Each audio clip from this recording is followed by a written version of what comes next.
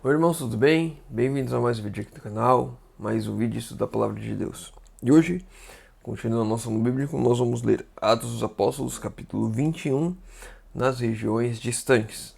Lembrando que esse é apenas um resumo que eu faço, recomendo aos irmãos a leitura do capítulo completo no aplicativo da Bíblia ou ouvir o audiobook também no aplicativo da Bíblia. Vamos lá. Atos dos Apóstolos, capítulo 21, nas regiões distantes. E no dia de sábado, continua Lucas, saímos fora das portas para a beira do rio, onde julgávamos ter lugar para oração, e assentando-nos, falamos às mulheres que ali se ajuntaram. E uma certa mulher chamada Lídia, vendedora de púrpura da cidade de Tiatira, que servia a Deus, nos ouvia, e o Senhor lhe abriu o coração. Lídia recebeu a verdade alegremente, e ela e os de sua casa foram convertidos e batizados. E ela insistia com os apóstolos para que se hospedassem em sua casa. E aqui nós vemos uma lição extremamente importante. Eles saíram para pregar. Eles não sabiam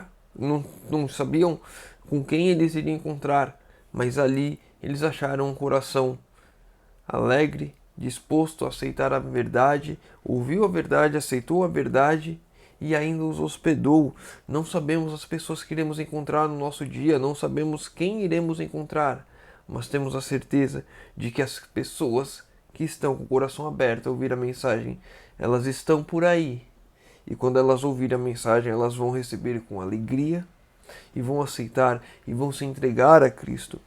Por isso não devemos julgar as pessoas ou pensar que aquela pessoa não pode, aquela pessoa pode. Devemos apenas levar a mensagem. Não conhecemos as pessoas. E aqueles que estiverem sim com o coração aberto, dispostos a ouvir a vontade de Deus e aceitar em suas vidas, eles irão fazer, e irão aceitar, e irão se converter. Enquanto os mensageiros da cruz se entregavam à sua obra de ensinar, uma mulher possessa do espírito de adivinhação seguia-os, clamando: Estes homens que vos anunciam o caminho da salvação são servos do Deus Altíssimo. E isso fez elas por muitos dias. E aqui nós vemos algo estranho, uma mulher possessa por demônios, exaltando os apóstolos, né? Esses são servos de Deus, esses aqui são servos de Deus por vários dias. Uma mulher possessa por espíritos demoníacos, falando que aqueles de fato eram o espírito de Deus, que eram servos de Deus. Essa mulher era um instrumento especial de Satanás e por meio de adivinhações dava muito lucro aos seus senhores. Sua influência auxiliara o fortalecimento da idolatria. Satanás sabia que o seu domínio estava sendo invadido e recorreu a esse meio de opor-se à causa de Deus, esperando misturar seus sofismas com as verdades ensinadas pelos que proclamavam a mensagem do Evangelho. As palavras de recomendação proferidas por essa mulher representavam um dano à causa da verdade. Distraíam o espírito do povo dos ensinos dos apóstolos e traziam má reputação para o Evangelho, e por meio delas muitos foram levados a crer que esses homens que falavam no Espírito e poder de Deus eram impelidos pelo mesmo Espírito dessa emissária de Satanás. Ou seja, aquela mulher possuída, falando que aqueles homens eram servos de Deus, ela estava se associando a eles, como se o mesmo Espírito que a movia aqueles apóstolos escolhidos por Deus, misturando sofismas, verdades com mentiras ali. Ela estava tentando causar uma distração entre o povo. Muitas vezes, quando eu e você estivermos levando a mensagem, teremos sim o espírito de oposição trazendo verdades. Nossa, isso que você está falando é verdade, é realmente verdade. Pessoas possuídas com espírito maligno tentando distorcer a verdade. Tá vendo? Ele está falando a verdade, assim como eu também falo. Pessoas que vão tentar se associar a nós para destruir a nossa mensagem e para enganar toda uma multidão que está sedenta pela palavra de Deus. Devemos tomar cuidado com as pessoas que se aproximam de nós com elogios. Nossa, como você prega bem. Nossa, como você faz isso muito bem. Nossa, mensagem poderosa essa que você trouxe. Fala para os outros. Nossa, olha que mensagem poderosa. Não fala só diretamente para você, mas para os outros. Devemos tomar cuidado com elogios. Libertada do espírito mal, ou seja, os apóstolos libertaram essa mulher desse espírito. E restituída ao uso da razão, a mulher preferiu seguir a Cristo. Seus senhores ficavam alarmados por causa de seus lucros. Viram que estava perdida toda a esperança de obter dinheiro por meio de suas adivinhações e predições. E que se fosse permitido aos apóstolos continuar com a obra do Evangelho, estaria logo esgotada inteiramente sua fonte de renda. E aqui nós vemos duas coisas importantes, né? Pessoas que estavam só visando o lucro, só visando o dinheiro e a saúde e a vida daquela mulher. Pouco importava. E um outro ponto importante em cima dessas pessoas também. Permitindo os apóstolos continuar com a obra do Evangelho, logo estaria esgotada inteiramente sua fonte de renda. Toda a fonte de renda deles estava provida de meios de enganos. Pessoas movidas inteiramente pelo dinheiro, pessoas somente visando seus bens financeiros, seus bens materiais. Não importa a situação de outras pessoas ao seu redor, enganando, mentindo, inclusive usando os próprios espíritos demoníacos para trabalhar em seu bem próprio. Devemos tomar cuidado com esse tipo de pessoa. Esses serão as maiores oposições ao Evangelho. E há muitos hoje no nosso mundo que estão visando e vivendo exatamente desta maneira. Muitos outros na cidade estavam interessados em alcançar lucro mediante a satânicos enganos. E esses, temendo a influência de um poder que pudesse tão eficazmente deter sua obra, levantaram um forte clamor contra os servos de Deus. Levaram os apóstolos diante dos magistrados, diante dos juízes. Sempre que a nossa obra estiver incomodando, sempre seremos levados. Se você perceber, a gente já falou isso daqui já mais algumas vezes. Quando eles estavam em Listra, Paulo e Barnabé estavam em Listra, eles foram levados aos magistrados também daquela cidade. Sempre que há oposição à obra, sempre que estamos fazendo essa obra que gera oposição, seremos levados a magistrados. Por isso que o grande conflito diz que seremos levados aos juízes e aos tribunais. Por quê? Porque a nossa obra vai estar incomodando. Se não estamos sendo levados hoje, é porque a nossa obra não incomoda, é porque não estamos vivendo e pregando como deveria ser feito. Não estamos tendo a vida que os apóstolos tiveram, de levar a mensagem verdadeiramente, de viver a mensagem, de testemunhar disso e de enfrentar a oposição mostrando a verdade, porque a verdade incomoda, e quando ela incomoda, quando ela incomodar, seremos levados aos tribunais, iremos passar exatamente pelas mesmas situações que os apóstolos passaram lá atrás. Os apóstolos foram extremamente torturados por causa da dolorosa posição em que foram postos, mas não murmuraram.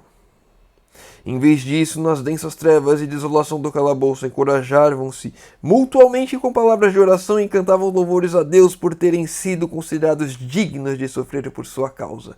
Seus corações foram animados por um amor fervoroso e profundo ao seu Redentor. Amém. Glória a Deus. Será que eu e você, ao passarmos por dificuldades nessa vida, temos o mesmo espírito que os apóstolos tiveram? De não murmurar, de não reclamar, de manter firme. E aqui um ponto importante, eles não estavam sozinhos, eles tinham uns aos outros, eles tinham ali, Paulo e Silas estavam juntos, e eles o quê? Encorajavam-se mutuamente, eles não deixavam o outro desanimar, e eles oravam e cantavam juntos. Será que estamos fazendo isso em nossas vidas? Será que estamos clamando a Deus de fato? E não há um problema em clamar a Deus, porque eles estavam orando aqui. Mas quais são as orações a Deus? Será que são aquelas orações de lamento, sempre lamento, sempre lamento? Ou será que a oração deles aqui é: Senhor, graças te damos por poder sofrer em nome de Cristo? Será que estamos tão cegos pelo nosso sofrimento que apenas vemos tristeza, decepção, amargura, dor em nossas vidas e não conseguimos ver o que Deus tem feito por nós? Será que nós nessa situação estaríamos fazendo como eles? Ou seríamos os primeiros a blasfemar, a mentir, a renegar a fé para não sofrer desta forma? Se não estivermos como os apóstolos, é porque a nossa comunhão, a nossa união com Cristo não existe. Com espanto, os outros prisioneiros ouviram os sons de oração e hinos que saíam do interior da prisão. Estavam habituados a ouvir gritos e gemidos, maldições e blasfêmias a quebrarem o silêncio da noite, mas nunca antes haviam eles ouvido palavras de oração e louvor ascenderem daquela sombria cela. Guardas e prisioneiros se maravilhavam e perguntavam quem poderia ser esses homens com frio, fome e torturados podiam ainda se regozijar, se alegrar. Quem pode se alegrar passando frio, fome, sendo torturado? Quem pode cantar e orar em agradecimento a Deus sofrendo desta forma? Aquelas pessoas eram diferentes. Os apóstolos e Paulo e Silas eram diferenciados. Eles não eram como os outros prisioneiros. Eles não eram como as pessoas da cidade. E assim eu e você temos que ser diferenciados nesse mundo.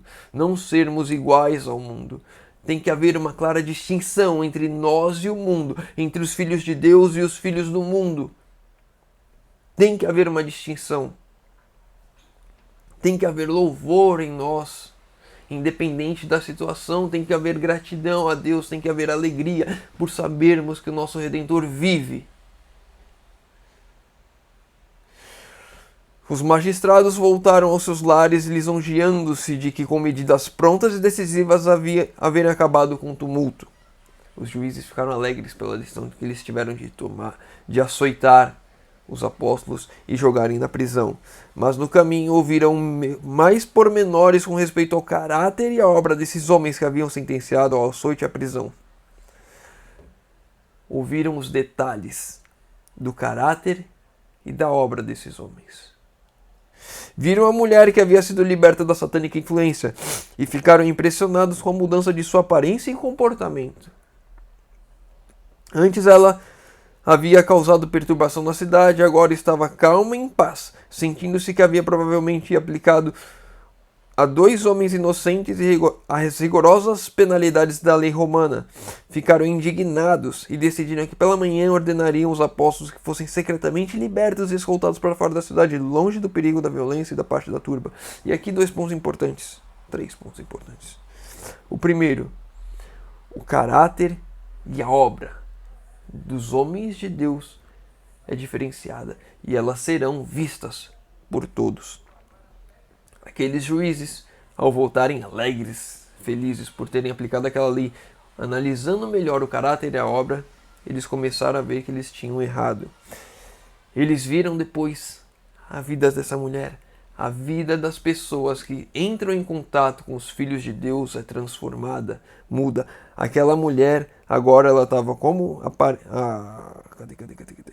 Calma e em paz.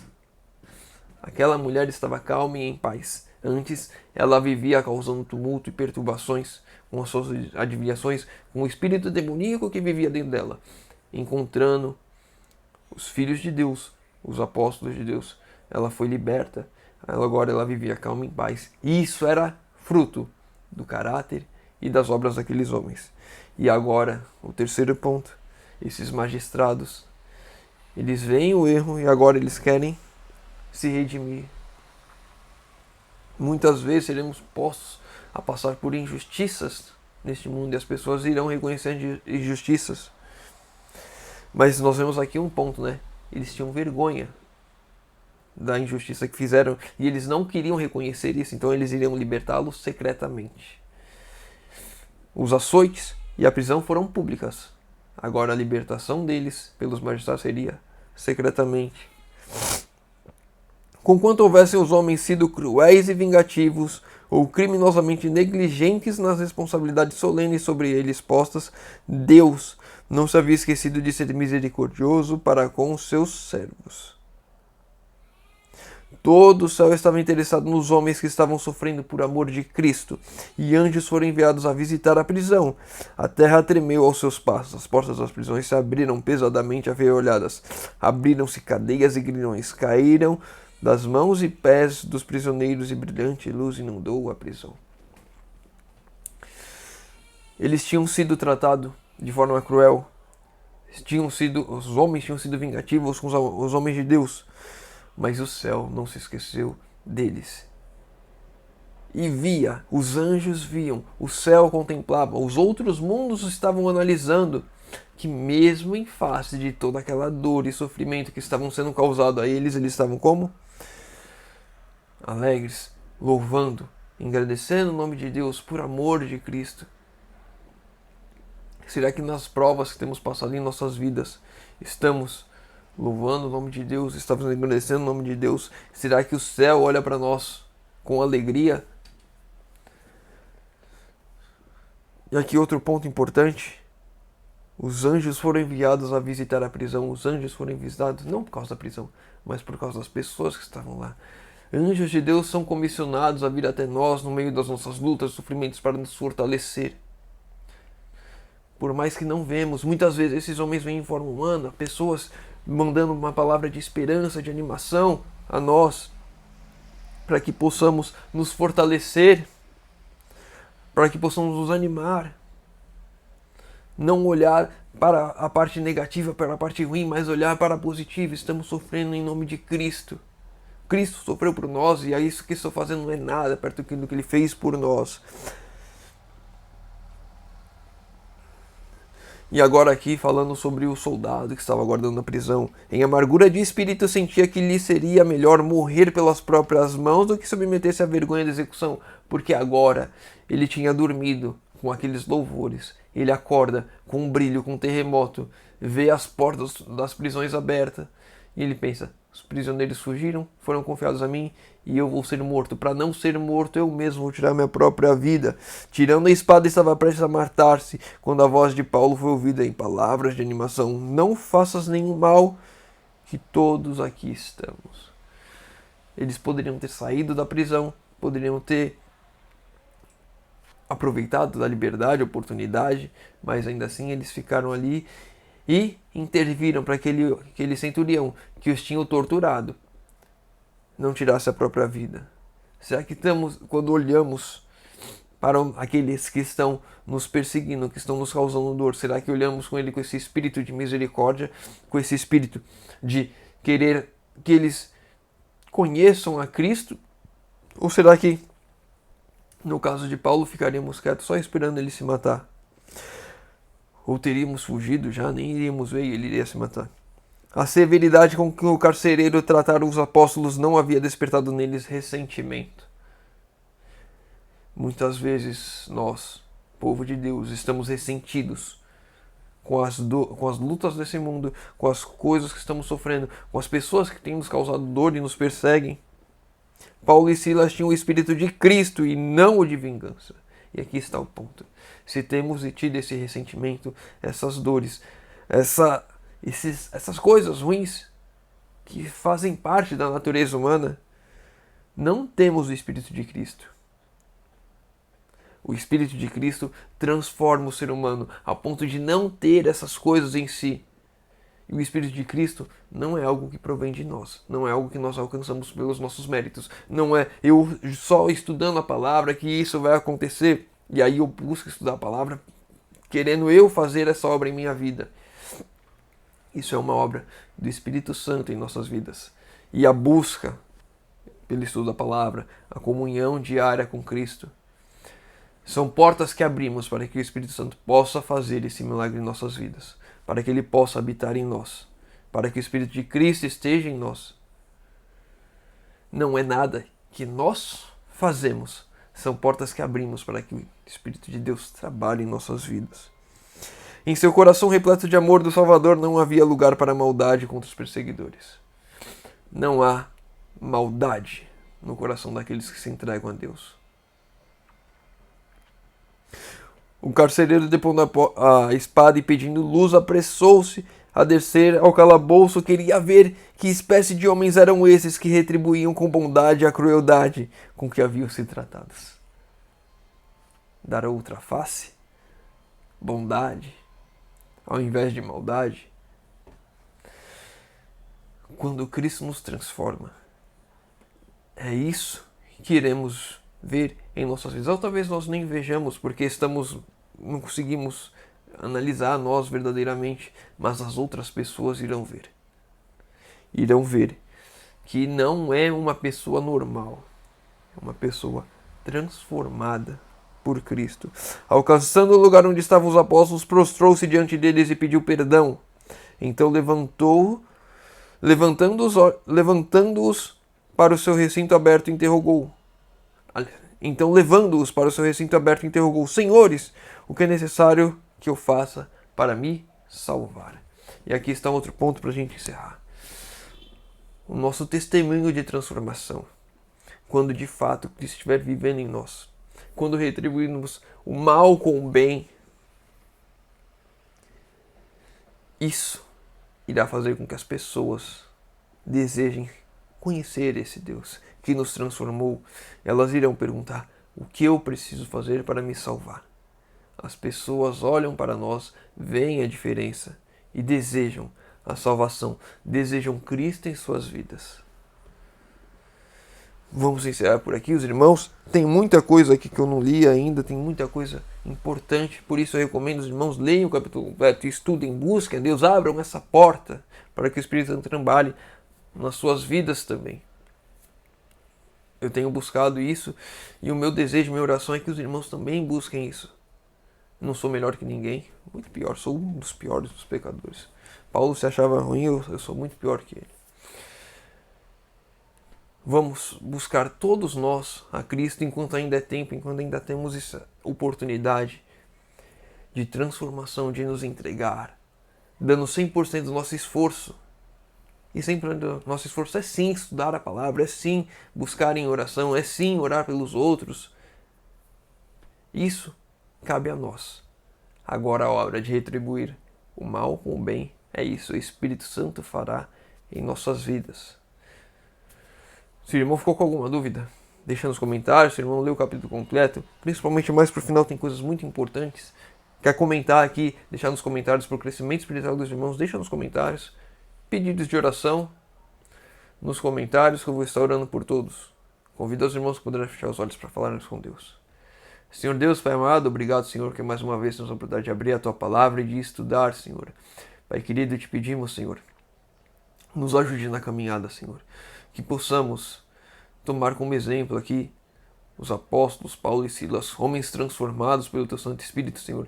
Que o Senhor faça essa mesma obra em nós, Senhor. Te pedimos, derrama Teu Santo Espírito sobre nós, Senhor.